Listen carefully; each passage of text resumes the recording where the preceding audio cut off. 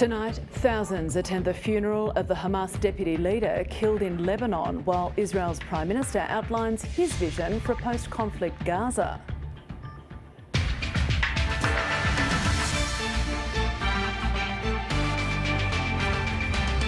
Also tonight, a renewed appeal for information about missing Canberra woman Laura Hayworth, last seen on this day 16 years ago.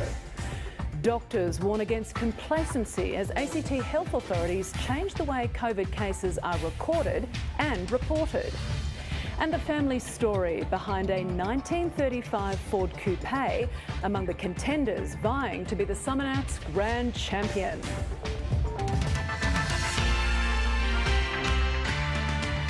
Yuma, good evening. Adrienne Francis with ABC News. Thousands of people have attended the funeral of the Hamas kingpin who was killed in a drone strike earlier in the week. The assassination has stoked the fury of the Lebanese militia who have vowed to retaliate. The US Secretary of State Antony Blinken is travelling to Israel in the wake of the strike. Thousands took to the streets of Beirut for Salah al-Aruri's funeral. The first targeted assassination of a Hamas leader outside Palestinian territories since the conflict started in October. This is a referendum to all Palestinian people who have become part of the resistance. They marched in an act of defiance against Israel and its ongoing war in Gaza. Whatever they do, as much as they kill, we are continuing on this path. At the same time, Israel continues to target Hezbollah cells, launching rockets towards its territory from Lebanon. The less safe I feel is right here on the road. But Israelis like Daniela Porat-Penso are waiting and hoping to return home, evacuated to a hotel from her kibbutz just over a kilometre from the Lebanese border. It's scary, I must say, and we need to be sure that we're safe in order to come and live here again in our homes. So this is our request from our government, from our army. Please make us safe. We'll apply maximum power with maximum precision everywhere that's needed. And we have your back. Thank you. The Israeli PM met with US officials, pledging what he called a fundamental change to the border with Lebanon and promising evacuated Israelis they would go home. Benjamin Netanyahu didn't specify what that plan would entail, but Israel's defence minister has laid out his vision for Gaza, proposing Israel will keep security control while a Palestinian body runs day-to-day administration and a coalition of other countries oversees a rebuild, all dependent on when or if Israel defeats Hamas. Alison Horn, ABC News, Jerusalem. The Islamic State group has claimed responsibility for bombings in southern Iran, which killed at least 80 people. 2 blasts struck crowds commemorating 4 years since the assassination of a top Iranian commander in a US drone strike. General Qasem Soleimani's militia fought against the terrorist network in Iraq for years. On its social media channel, IS said a suicide bomber detonated explosives among the gathering, while another perpetrator triggered a bomb 20 minutes later. Iran's leaders initially blamed Israel and the US and vowed revenge. A man is behind bars tonight, charged over an alleged sexual assault of a 76-year-old woman at a Coffs Harbour nursing home. The woman is being cared for by family after the attack in the early hours of New Year's Day. The aged care home and others in the area are now conducting security assessments to ensure residents feel as safe as possible. 3 days after an attack police have described as horrendous, officers moved in on their suspect. To break into a nursing home, you are only going to find vulnerable people living there. So it beggars belief that someone would do this. Police allege 29-year-old Hayden Carl Skinner placed a stocking over his face and gained access to a Coffs Harbour aged care home through a courtyard in the early hours of New Year's Day. He's then accused of entering the room of a 76-year-old woman and sexually assaulting her. Police say she fought back, kicking her attacker in the groin and scratching his face. Physically, she has bruises and scratches. She's well supported by family, but as you can understand, an attack like this in the security of your own bed is very difficult to come to terms with. People in the area have been shocked by the allegations. We heard and saw a few deputies and obviously detectives the past few days and whatnot, so I guess hearing more about it was pretty confronting today. This street isn't known for that sort of thing. There's quite good people live in this street. Yeah. The nursing home emailed residents and their families on New Year's Day, detailing increased security and the support it was making available. In a statement, the aged care facility said it's working closely with police and is grateful for their swift action, support and cooperation. Those with loved ones there have told the ABC they're reassured by the home's response to the incident. The alleged offender did not apply for bail and the case will return to court on Monday. Claudia Jambor, ABC News, Coffs Harbour. The family of Canberra woman Laura Hayworth, who went missing 16 years ago today, are calling for Summernats visitors that might have information about her disappearance to come forward. The then 23-year-old was last seen at a friend's house in Queanbeyan on January the 5th, 2008, the same weekend as Summernats 21. She was seen leaving the home in a red Mazda 121, which was later found parked at Canberra Court in Reid. Police think there could be people in the capital for this year's Summernats with information about Laura and her whereabouts. Just given that Summernats took place that same weekend that Laura was last seen, it is possible that there was somebody who attended from interstate and they might have seen something and they have information regarding Laura's whereabouts that they don't even realise. So we're just asking people with friends or family that come and visit for Summernats to cast their minds back to January 2008. Health authorities say fears of a surge in COVID-19 cases in the capital over the festive period haven't come to pass, but doctors are warning against complacency. It comes as the ACT government changes the way Canberrans report infections and reduces the amount of detail it publishes about case numbers.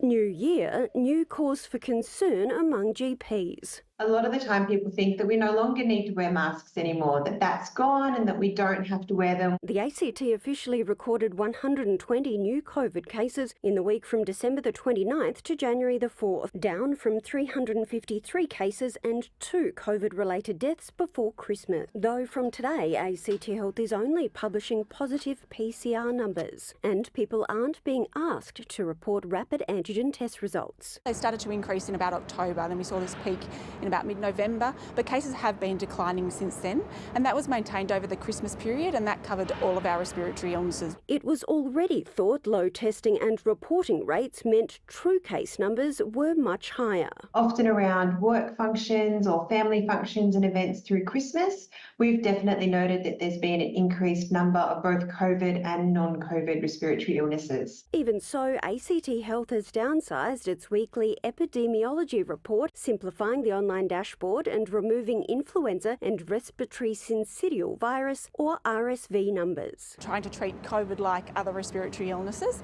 and focus on things like disease severity. The World Health Organization recently classified the JN1 strain of COVID as a variant of interest and says vaccination is the best protection against all known variants. But the latest federal health figures show a big drop in booster doses administered nationally and in the ACT. The current guidelines still recommend that everyone over 75 and anyone over 18 with immunocompromise do get a vaccination for 2023 and early 2024. Updated recommendations are expected in the coming months. Emmy Groves, ABC News, Canberra. David Warner's missing baggy green cap is back in his hands after disappearing before his final test appearance for Australia. The third day of the pink cricket test in Sydney is always Jane McGrath Day, a breast cancer fundraiser named in honour of the late wife of cricketing great Glenn McGrath. On the pinkest day of the test in Sydney came a baggy green miracle. I am pleased and relieved that I've got my baggy back in my hands. Any cricketer knows how special their cap is, and I'll cherish this for the rest of my life. On the eve of the test, David Warner made an impassioned plea for the return of the precious cargo after it went missing in transit. Cricket Australia says it was found packed in a bag at the team's Sydney hotel. This is something that can't be bought in a shop, it's got to be earned. David Warner has earned it. This is a wonderful send-off here at the SCG. The armchair experts were a little more brutal, blaming the missing merch for the outgoing opener's less than ideal start to the test. If they found it first, you might have scored a ton. From police ponies in pink to patriotic patrons, the SCG was looking blush. Why not dress up, get amongst it, and all for a good cause? The McGrath Foundation's goal is to provide all breast cancer patients with support. Every family, every individual going through breast cancer has access to the free care of a breast care nurse where they live. Patients say that's invaluable. It wasn't until I had Charlotte that, you learn more about what each of them is and why is your treatment different to someone else's. It's been 16 years since the first Jane McGrath Day. In that time, it's grown enormously. Its success is something Glenn McGrath says Jane would have been thrilled with. To see the whole SCG awash in pink, to see the crowd turn up in pink the way they have, has turned this into a very special event. The official morning tea fundraiser was the biggest one yet. Even politicians put regular colours aside. Penny Timms, ABC News, Sydney.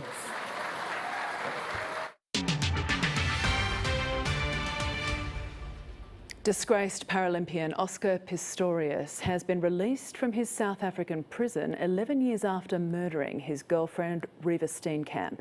The convicted killer was granted parole and will remain under supervision at his uncle's house until his sentence expires in December 2029. South African authorities say he is banned from conducting any media interviews until his parole is up. The death toll from a powerful earthquake that struck central Japan on New Year's Day has risen to 84 people, with almost 180 still missing, including a teenage boy. Rescue workers are still combing through rubble and damaged houses, but hopes are fading of finding survivors due to freezing temperatures and aftershocks. In Ishikawa Prefecture, more than 33,000 people are in evacuation shelters where food and heating are limited. Most historic buildings in Wajima were destroyed or incinerated in the quake. The mayor says the fishing town is still short on supplies. There's no running water and roads are cut off. Europe and the UK have been battling extreme weather with flooding and bitterly cold conditions sweeping across parts of the continent. Hundreds of motorists were stuck overnight in Sweden, where heavy snowfalls and icy conditions caused mass traffic jams. Northern Sweden is shivering through extreme conditions, with power outages in towns cut off by heavy snow. I got up to see how cold it was and it was minus 38, so the only thing to do was fire up the stove. The army was called in to help the 1,000 trapped truck drivers stuck on the main highways. The cold wave hit Finland too, with Lapland in the grip of a record-breaking minus 43 degrees. Temperature records also tumbled in Estonia as parts of the country turned into a winter wonderland. It's very cold. After half an hour, it's not possible to walk anymore. Further south, Belgium is reeling from a tornado that left dozens of homes uninhabitable. Suddenly it was pitch black. Everything started to blow. It was terribly noisy. I thought it was a gigantic hailstorm. There was so much noise. The Belgian lowlands were hit by floods after a spate of heavy downpours. In neighbouring Germany, some farmers are facing what they say is unprecedented flooding. The Chancellor taking time out to inspect the damage and promising more government support. In northern France, residents were rescued from inundated homes in the historic town of Arques. This region has been flooded twice in the last 2 months, and market gardeners are feeling desperate seeing their crops destroyed. The tomatoes are completely ruined. Across the Channel, more than 250 flood warnings were issued in England, and hundreds of householders were ordered to evacuate. You can normally keep it at bay with floodgates and things like that. About 9:30 this morning, we realised it was going to rise a lot quicker and faster and deeper than predicted. Water levels on the River Trent in the East Midlands were at 20-year highs. In the south, residents battling inundation couldn't raise help. Police aren't interested in closing the road, despite the fact I'm amazed there hasn't been an accident. Fire brigade not interested. No one's interested. Multiple train services were cancelled across the country, and parts of eastern England recorded nearly the entire average rainfall for January in just the first few days of the month. Jenny Lavelle, ABC News. Meanwhile, in far north Queensland, flood-ravaged businesses are getting back to normal. All they need now is tourists. Travellers are being lured to the cyclone-ravaged region with the promise of cheap airfares and accommodation. As Queensland recovers from natural disasters at opposite ends of the state, the government's put a figure on the damage bill for the first time at least $2 billion. First, the devastation. Now, the help. Great to have you here. The Premier and his entourage arrived with one key message. Cairns and Port Douglas are open for business. We are open for business here in Cairns and Port Douglas. Our region is open. 3 weeks after Cyclone Jasper ravaged the region, the focus is on financial recovery. Nearly 90% of businesses are open and ready to take visitors. What we need now is those visitors. To help get them there, the Queensland and federal governments are subsidising cheap airfares and discounted accommodation, hoping to prevent further damage to an industry that's already lost $250 million. We missed out on our peak season. We were looking at running into 100% occupancies just before Jasper and the flooding. That dropped away to 40s and 50% occupancies. But with some major roads in the far north still cut, places like Cape Tribulation remain off limits. We survive in this little community largely on tourism, and there have been no tourists here. The few that were here have very quickly left on boats, so the community is essentially ground to a standstill. And in the state's southeast, where a tornado tore through buildings, businesses say they're on the brink. Mount Tambourine Gallery owner Pam Gill bought her own generator and says the government's offer of disaster loans is an insult. Who wants to borrow more money? I mean, but that's not going to help anybody. It's just digging a bigger hole. That's not assistance. At a call centre in Brisbane, the government's bolstered the number of staff processing emergency hardship grants. Nearly $11 million has been paid out to 61,000 people. But that's just a small part of the total bill. The combined economic impact and the cost of recovery is $2 billion across the state. But these are very early days. And as more damage is revealed, that figure's only going to rise. Simon Cullen, ABC News, Brisbane. To finance now, and a key component of our energy transition is stalling. Here's Daniel Ziffer. We need lithium for things like batteries for electric vehicles, and Australia became about the best in the world at digging it up. So why has Core Lithium paused operations at its Northern Territory mine, which only opened a year and a bit ago? Well, check out the collapse in the price of lithium. Down more than 85% in the past year, it's fallen in half since the end of October. That mightn't make sense with electric vehicles booming and an energy transition that needs batteries, but there's a glut of the stuff. Expect it to be a bit like old gold mines. They're currently reopening as gold prices hit record highs. And as demand increases, the lithium mine will likely shake off the cobwebs and keep digging. Core Lithium slumped today, the overall ASX market down a touch, 1.7% lower for the shortened first week of trading for 2024. European inflation was in line with what people expected there, and that buoyed those markets, and the value of our dollar went nowhere against the US in trading today. And you've got to love the French. Their second biggest grocer, Carrefour, has booted Pepsi products off its shelves due to what it calls unacceptable price rises. Earlier, it protested what's called shrinkflation by putting this sign next to products where the volume or weight fell, meaning it got smaller, and thus the price effectively rose. With our tight duopoly, don't expect it to happen here. And that's finance. Elite cars that have taken enthusiasts decades to build have converged on Canberra for the Summer Nats Car Festival. One of the contenders to be named Grand Champion has been through fires, formals and 3 rebuilds just to be in the running. Queenslander Andrew Dodd's 1935 Ford Coupe was revealed at Summer Nats this week, but its pristine appearance belies the roller coaster journey it's taken his family on. Andrew bought the kit car in 2010 with the aim of building it in time for his daughter's formal. do the chassis, and then you've got to make a home for your seats, your handbrakes, and gauges and dash. So you actually got to make everything from hand. A couple of nights a week I was in the shed with Dad. I know Dad put a lot more time in than I did. They had 3 years to put it together, and it was a close-run thing. I think about an hour before formal, Mum was yelling at me saying, "You actually need to finish getting ready. Get out the shed, let the boys do it." The formal was a success, but the problems with the car weren't over. My wife's going, "There's flames coming out from the bonnet," and my first words are, "Don't be stupid." And then I went, "Oh crap, there are flames coming out from the bonnet." Mum bought Dad a brand new shirt, and Dad went and got it out the boot to try and help get the flames out, and Mum's like, "Not the shirt, not the shirt." So they had to build it again, and after encountering more engine problems, a third time. My wife calls it my mistress. So I spend more time with her than I probably do with my wife. The coupe is now in the running to be named the Grand Champion of Summer Nats. I'm more than stoked. It's been a big journey, and yeah, it's good to be appreciated for what we actually managed to do over quite a few years.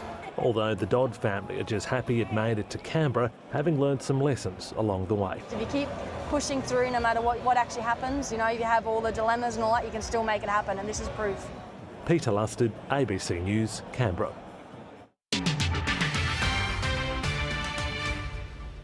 To sport now, and the third cricket test between Australia and Pakistan has swung dramatically after the home team collapsed to give the tourists a narrow first innings lead. But Josh Hazlewood led a dramatic late fight back with 4 wickets to set up a likely series whitewash for Australia tomorrow. A day of wildly fluctuating fortune started almost sedately as Marnus Labuschagne looked to set a platform. That is classy and elegant. His mentor also looked in good touch. Not so Pakistan's fielders. That's his knee is dug in there. It wasn't the only mishap. Oh, what's going on there? That was ridiculous. Labuschagne brought up a patient 50. Nice shot from Marnus, and this is going to race through to the fence for 4. A distracted Steve Smith held up play for almost 5 minutes as ground staff scrambled to remove a ball of tape on the sight screen. That's it, that's it. Raise your arms. He was out soon after for 38, hitting straight into a stacked offside field. Can you believe it? He's fallen for it. The next over, Labuschagne was out for 60 to a stunner from Salman Agha. Wow, what a ripper that is! Travis Head made it to 10 before his miserable series continued. How far is that going? Given out. By contrast, Mitch Marsh is in rare touch, bringing up his 4th consecutive Test 50. Another fine innings. But he was out just 4 runs later to the bowling of Ahmed Jamal. Out, just like that. That triggered a collapse as Jamal took the last 4 wickets for just 6 runs to end up with 6 for the innings. Pakistan had a 14-run first innings lead, but almost immediately were in trouble thanks to a Mitch Starc special. Then, just like in the first innings, Josh Hazlewood struck in the very next over. Throws the bat at it. Hazlewood gets his man. Edged. I don't believe what I'm seeing here. And then picked up an astonishing 3 wickets in his last over to take his test tally to 249 as Pakistan fell apart to be 7 for 68 at stumps. An Australian win tomorrow looks a formality. David Mark, ABC News, Sydney. The Hobart Hurricanes remain in the hunt for a finals berth in the Big Bash League with a 6-wicket win over the Melbourne Renegades last night. The home side finished up at 4 for 147 after 20 overs, with English import Jordan Cox top scoring with 47. The Hurricanes chased down the total with 8 balls to spare. And in further retirement news from the cricket world, Renegades veteran and former Australian one-day and T20 captain Aaron Finch announced before the match this season would be his last. To the tennis, and Rafael Nadal's comeback will continue tonight in Brisbane after the 22-time Grand Slam champion stormed past Queenslander Jason Kubler into the quarterfinals. The Spanish star had the sold-out crowd entertained, but not just by his tennis. Another win, another statement made. This time it took just 83 minutes. The comeback continues. Brisbane's Jason Kubler, no match for Rafa. Oh! One of the hardest shots in the game. He makes it look easy. The only thing to faze the 37-year-old, a time violation from the umpire for taking too long at the bathroom between sets. Honestly, Brisbane is very humid, and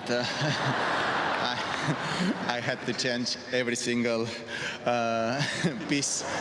Nothing will happen. You have to give me? Why? I thought it was on time, honestly. No, then he told me I was 4 seconds late. I don't know if it was me. I don't think so in that time, but something happened in the period of time. But I am slow, I know that, and I'm going to keep trying to improve in 2024. 34-year-old Victoria Azarenka isn't taking a step back this year. That's aggressive. Yelena Ostapenko sending it to a deciding third set. The ride continues. After 2.5 hours, Brisbane's first semi-finalist emerged. The most magnificent of matches. Well, with Yelena, sometimes you just have to put on helmet and try to like stay in there. But she's an incredible player. Australian James Duckworth made the men's #1 seed work for his place in the semi-final. From wide gets it done. There it is. Holgeruna. In the United Cup, France is through to the semi-finals after surviving over Norway 2-1 in a marathon 6.5-hour contest. Jessica Stewart, ABC News. To tennis in the capital, and the Canberra international finalists have been locked in ahead of the last day of competition tomorrow. America's Katie Volinets fought back after losing the first set 5-7 to take the second 6-3. But England's Harriet Dart claimed the win in the third set 7-5, 3-6, 7-5. She'll play Nordia Pariza Diaz, who defeated Danish stalwart Clara Towson 6-4, 7-6. Meanwhile, in the men's singles, #1 seed Dominic Kopfer has come from behind to narrowly defeat Canada's Gabriel Diallo 6-7, 7-5, 6-3. The last men's semi-final to find Kopfer's opponent will be played tonight. To the weather now and your viewer images. Heather Ross of Ainslie captured a very busy bee, making the most of the dry weather to collect plenty of pollen outside the Ainslie shops. What a sweet buffet. Meanwhile, in Namadgi National Park's Auroral Valley, Ricardo Mendonça enjoyed the blue skies at last through granite tours. After a low of 14 in the north and 16 in the valley, Canberra got to 24. Around our region, scattered showers were recorded in the rain gauges over Cooma, Bega, Moruya and Kiama. Goulburn reached a top of 21 degrees, Bega 22 and Wagga Wagga 29. There was more wild weather across much of northeastern New South Wales and southeastern Queensland today. Darwin and Townsville got to 35 degrees, Hobart 20 and Sydney 26. Cloud over inland Western Australia, the Northern Territory, South Australia, northeast New South Wales and Queensland in troughs is generating showers and storms, some intense. Low cloud in southerly winds over Western Australia's south and northern Tasmania is bringing a few light showers. And the stats are in for last year, with the Weather Bureau's annual climate summary finding November was the Territory's wettest month with 134 millimetres recorded. And across 2023, a higher than average total of 711 millimetres of rainfall was recorded. Temperatures range from a low of -7 on the 21st of June to a high of 37 degrees on the 19th of March. Tomorrow, a possible storm developing for Adelaide and Darwin, showers for Alice, Cairns and Brisbane. It's looking cloudy around much of the capital tomorrow, tops of 30 for Yass Valley. Along the coast, Batemans Bay 25 and in the high country, Thredbo 17 and the possibility of showers in the afternoon. Sunny inland, Albury expecting a top of 32. After a low of 11 degrees, Canberra can expect a partly cloudy top of 26 on Saturday, with light winds becoming easterly, 15 to 20 kilometres an hour in the late afternoon. The sun will rise at 5:51 a.m. and set at 8:26 p.m. Looking ahead, partly cloudy and 29 on Sunday with only the slight chance of a shower. Then another burst of unsettled weather is forecast for several days, particularly inland. On Monday, up to 40 millimetres of rain is expected over the Territory and the chance of a thunderstorm with a top of 24. Showers easing on Tuesday with up to 4 millimetres forecast and 28, and a further easing in the wet conditions from Wednesday at this stage. And that's the very latest from the Canberra newsroom. I'm Adrienne Francis. Always great to be with you. Enjoy your evening. Yarra. Good night.